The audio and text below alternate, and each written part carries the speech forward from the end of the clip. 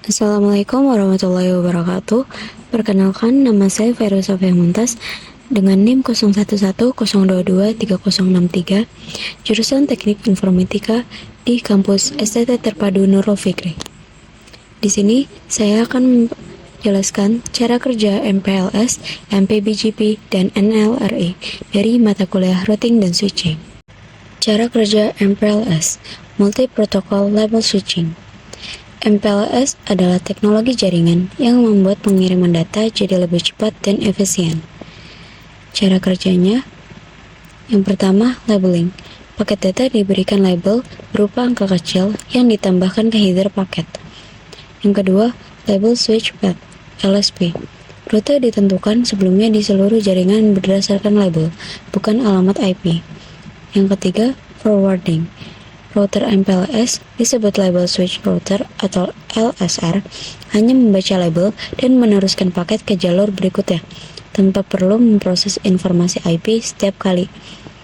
Keuntungan dari MPLS adalah mempercepat proses forwarding, mendukung QoS, quality of service, dan mendukung berbagai protokol, seperti IPv4, IPv6, ATM, dan frame relay.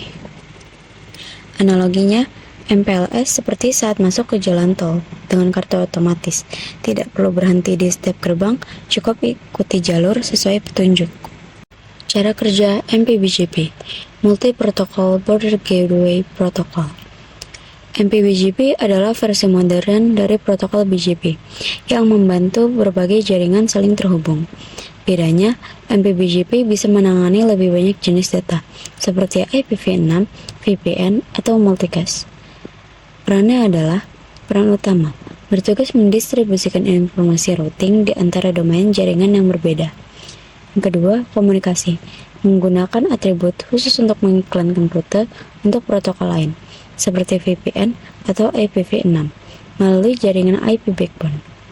Yang ketiga, Address Family Identifier, AFI, dan Subsequent Address Family Identifier, SAFI.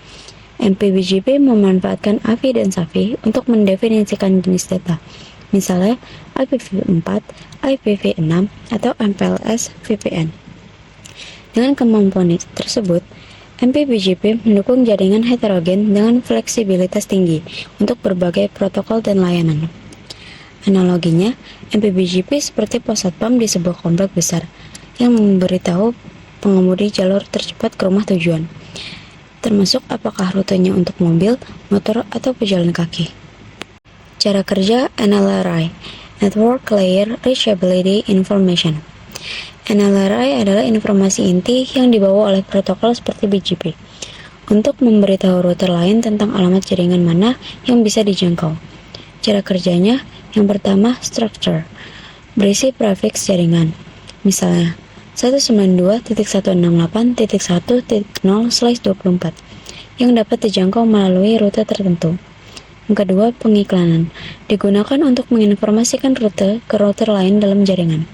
Yang ketiga, dalam MPBGP, NLRI diperluas untuk mendukung rute non-IP seperti VPN MPLS dengan menggunakan AFI atau SAFI.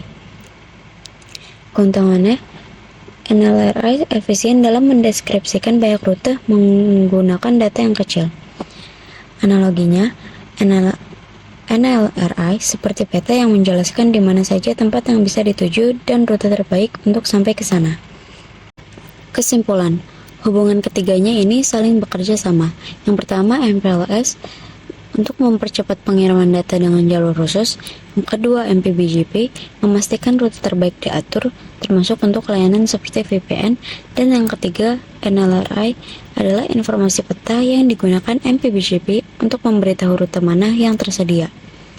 Analoginya, MPLS sebagai jalan tol, MPBGP sebagai panduan GPS, dan NLRI sebagai peta yang digunakan GPS.